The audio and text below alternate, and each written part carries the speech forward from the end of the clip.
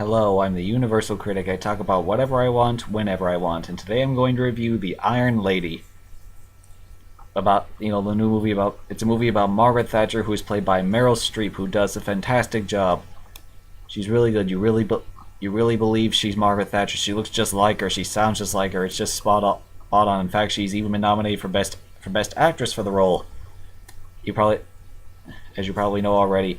Yeah, her character, she does great. She makes some really great speeches. I don't know if those were actual speeches made by Margaret Thatcher, but even if they weren't, they're still very good. They're still very good. She's very convincing, and she's just fantastic. Though I will admit, the girl who plays the younger version of Margaret Thatcher, like in her 20s or so, is kind of bland. She didn't really impress me that much. She didn't do badly. She just was kind of bland. Like she could have been better.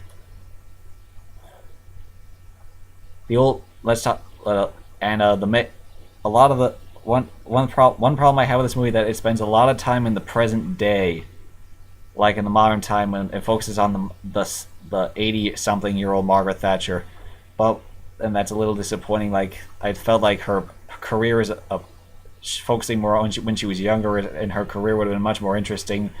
Though I must admit the old person makeup that they put on her is really convincing. She really looks like she's like 80 or so. 80 or so. It's really convincing, yeah. Yeah, but I just wish they'd spent more time to when she was younger and she was actually working.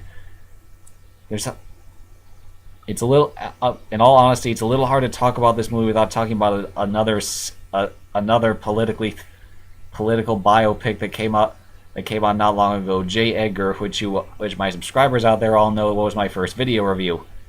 Well, let me say one thing. I like this movie better than I like J. Edgar, mainly because J. Edgar seemed like it was trying to be like it was trying to be the next Citizen Kane than it was a movie about J. Edgar Hoover. This movie is better, but it's still not great. Because it has a lot of the same problems as it has a lot of the same problems as J. Edgar, but it's still an all-around better movie. Let's talk about the other problems, like the editing in this movie.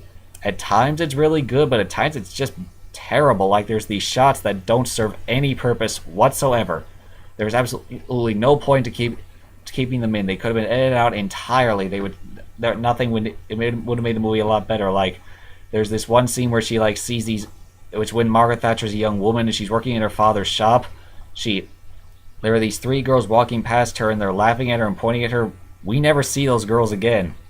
We don't know their names. We never see her interact with Margaret except for that one scene. We don't even really know why they were laughing at her. So what's the point of keeping them in there? And then there's other parts where like she's in the middle of like a conversation, and then suddenly it shows just a shot of her face. The dialogue is still going, but it's just her face and not even her lips are moving. What's the point of that? I mean, I don't get it. I don't know. Maybe they were trying to be artsy, but it really didn't work. At least not for me. It didn't. The also problem is the storytelling, like the way this movie is put together. Like I said before, it spends way too much time in the present time, and not enough time was when she was a kid. Like I can see like what they were trying to do. Like they were trying to make it like about both her personal life and her political life, but they can't find the focus to make it balance out. Like though it does lead to like the first like third of the movie is probably the weakest. Like it feels like they're trying to tell like both her political and personal life, but they can never find they can never apply enough time and effort to each one. Like there are bits and pieces from both that are either overplayed or miss it, or like completely underwhelming. Like they don't serve any purpose. Like her personal life, like her relationship to her deceased husband, who I'll talk about, who provides very interesting to the story because she's like senile in the most of the movie, and she's like hallucinating about him, and that's very interesting. That's very well done. But her relationship to her children is almost completely glanced over. Like it never balances out. Like they wanted to keep the children in, but they didn't really. It's like they wanted to keep the children in the movie, but they didn't really care about them. Like they felt they weren't as interesting as her husband. And then, like I said, in her political life, there are things where, like, when she first became involved in politics, that's pretty well done. But there are parts like her relationship with Ronald Reagan and her involvement in the Cold War is almost completely glossed over. Yeah, like are you gonna why not talk about that? That's like the most that could have been the most interesting part of the movie. Why just cut all that out? I don't get it either. Yeah, I don't get it either. It was a pretty silly choice, in my opinion. Though, let me talk about her personal life again with her husband. We see them like it's. Let me explain this a little better. Like most of it's in the modern era, and when she's like Margaret Thatcher's an old woman, she's like having hallucinations about her deceased husband. We see like it's really tearing her up. Like his death really tore him. He was always supporting her. He was always we see that he was always supporting her throughout her career, and even now she still misses him terribly. But there's one important thing that they did not show in that movie. They never show when he dies.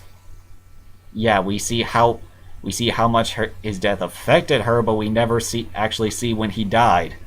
We only get a brief mention that he died of cancer, and we don't even know when he died. I don't know much about Margaret Thatcher, so I can't even tell you. It doesn't explain enough. Like I said, it can't focus on.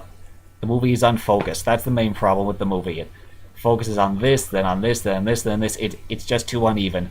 But like I said, it's better than J. Edgar. Much better than J. Edgar. But the parts it does get right, it does very well. There's this scene that takes place in the 70s when she becomes a member of Parliament, and like at this time England is like going through massive like labor union strikes. They've gotten so out of hand that nothing is working. There's no electricity. There's garbage all over the place because the garbage trucks aren't running. The public transportation isn't working. It's just terrible. And then we get to see how she deals with it. Like there's this especially funny scene where they're in a board meeting and like the electricity's whacking out. So in the middle of a meeting, the light goes the place goes black, and then she pulls out a flashlight, and that's really funny. Another really cool scene is when she first becomes a member of gets a seat in Parliament. When she goes to Parliament for the first time. We see like this shot of like sweeping across the floor, showing a bunch of men's shoes, and then suddenly we see a pair of women's feet, and that's actually a pretty good scene. But that's a good scene, and it works out pretty well. But like I said before, it's too unbalanced to keep it from anything great. It's good, but it's not great. But the history it does give you is very entertaining, and it's pretty interesting. And I do know a little bit about Margaret Thatcher. I can't tell you if it's completely accurate, but I can recommend something that can help you. It's a book called British Prime Ministers by Robert Parker, who happens to be my history teacher. You could probably find it in any bookstore or a library. It's about all the British Prime Ministers, but it does, and Margaret Thatcher's in there, and that's probably the best way to at least know the basics before you see this movie. Just pick it up from a library and look in the chapter of Margaret Thatcher. It's only a few pages long. It'll give you the basics you need to know.